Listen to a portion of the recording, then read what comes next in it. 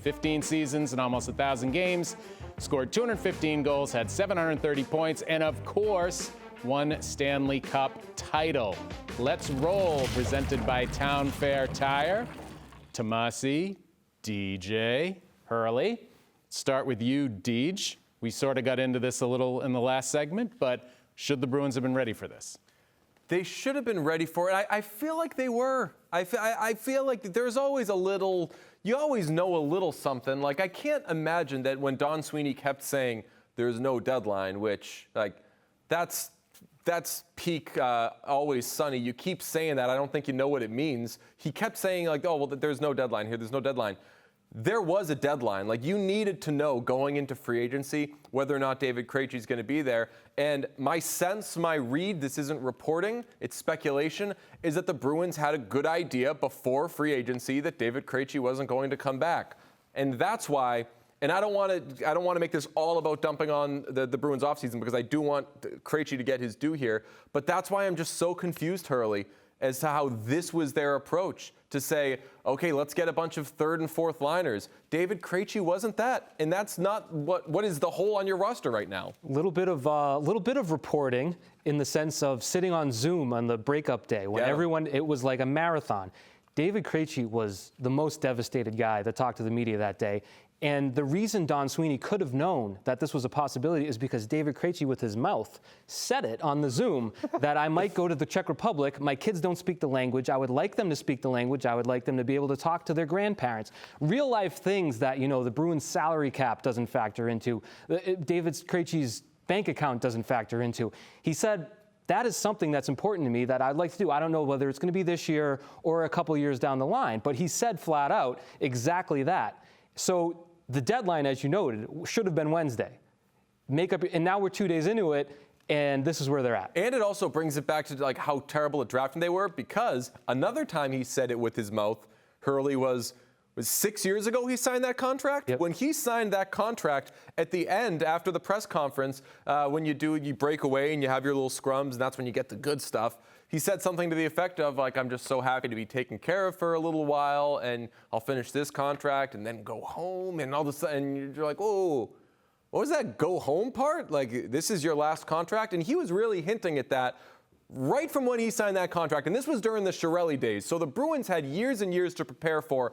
David Krejci is not going to be here forever. They currently are experiencing that with Patrice Bergeron, where he might not be here forever. So they should have been thinking of a succession plan, not just the past couple of weeks, which they failed on, but years. One more quick thing on that, too, is when he talked at the end of this year, he said, flat out, like, it was a terrible day for agents that day, because Taylor Hall was like, money doesn't matter. A number of people were like, I don't even want to make $1 next year. I want to play for the Bruins. And Krejci was literally like, money doesn't matter at all. If I'm in the NHL, it's going to be for the Bruins. Otherwise, I'll be back in Czech. But he's like, I really don't know. I tell my parents I don't know. So there was legitimate, soul searching for Krejci to do. So that doesn't involve Don Sweeney. But to your point, the job is the job. And there has to be a deadline. So, DJ, I'll ask you, what does this mean for the Bruins' second line, and what does it mean for Taylor Hall? I think Taylor Hall's expectations may have been a little different, that maybe he would know who his center is and is going to be somebody pretty good.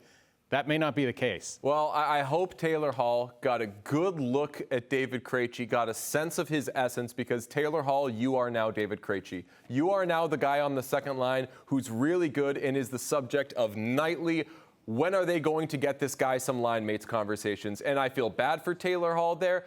I do think that we overstated what a hometown discount he took, because I think that if Taylor Hall hit the open market, I don't know that he was getting much more than 4 times 6.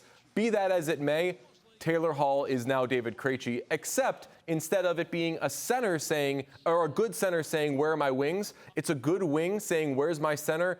And you want to know what's a more important position than wing? Center. It's kind of like one of the most important positions. If I'm Taylor Hall, I'm demanding a trade right now. Like, sorry guys, I loved my time here, but this is not what I signed up for. This is not it. And you said it perfectly. That's exactly what I was going to say. For years, you were saying before the break, they're always in the mix, right? They're always good. That's because they have an elite line, the best line in hockey. That will get you to a certain point. But for whatever it's been now, 3-4 years, they have not had that second line. They've had David Krejci and a rotating cast of guys that couldn't do it. Now, will they be in the mix? Sure. They still have the top line.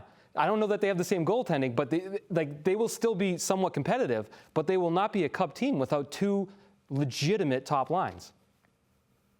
Yeah, that's 1,000% correct. And not only not getting the center, not getting the top pairing left wing. And I just talked about this yesterday with Hardy. I wrote it on NBCSportsBoston.com. Go find it.